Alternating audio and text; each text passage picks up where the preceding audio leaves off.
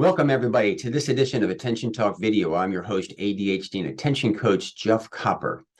One of the things that I like to promote is if you've got ADHD, understand it's an executive function impairment, it's impaired, and you need to make some type of an adjustment or an accommodation for that impairment.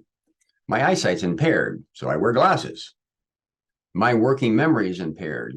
I print more than you can imagine. In fact, I'm working on a presentation right now, and when I'm working on it, I've had to print the slides out and arrange them in a storyboard manner. And I'd have to say I've probably got about 700 pages been print in total, because I have to compensate. I can't hold all of that in my head.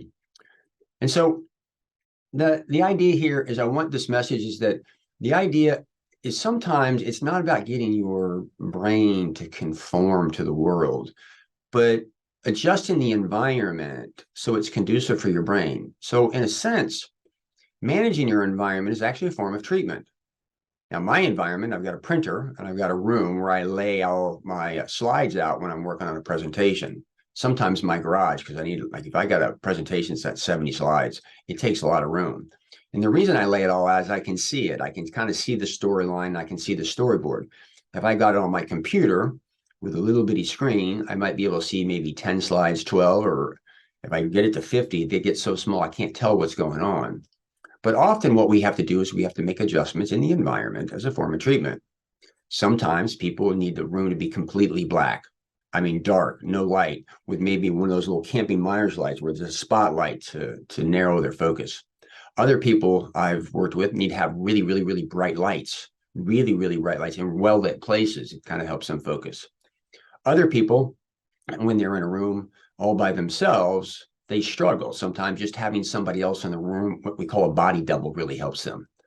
I've also found that sometimes people need to be in what I call a white experience. It's like a Starbucks or at the gate of an airport. There's lots of people moving around, but they're not paying attention to you, and you kind of cocoon yourself after a while. You kind of get into this little zone. You're able to get some things done. And so the point of this video really is I want to introduce the notion of managing your environment often is a form of treatment, to look at it like that, not just I've got to conform my brain to the environment, but how do I adjust the environment to me?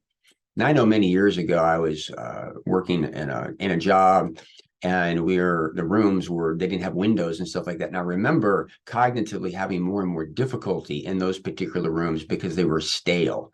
I do a certain amount of daydreaming, and sometimes a window for me is not a distraction, but actually a way that I can kind of gaze off into the distance and wait for clever ideas or thoughts to kind of come. Might not work for you, but it does for me. And we all have a different environment. Now, I realize sometimes it's difficult to advocate for yourself to be in the right environment, but the point really is you need to try as hard as you can to get as close as possible to make things easier. I hope this is giving you pause to think about this, maybe ponder a little bit, maybe actually stand up and share your voice. Try to find ways to make adjustments in your environment to make it easier. With that, if you're new to our channel, please hit our subscribe button. And if you're one of our regular listeners, you know I always love your thoughts. We do what we do for you, so any contribution by hitting a thanks button would be appreciated. With that, we hope you've enjoyed this edition of Attention Talk Video. Take care.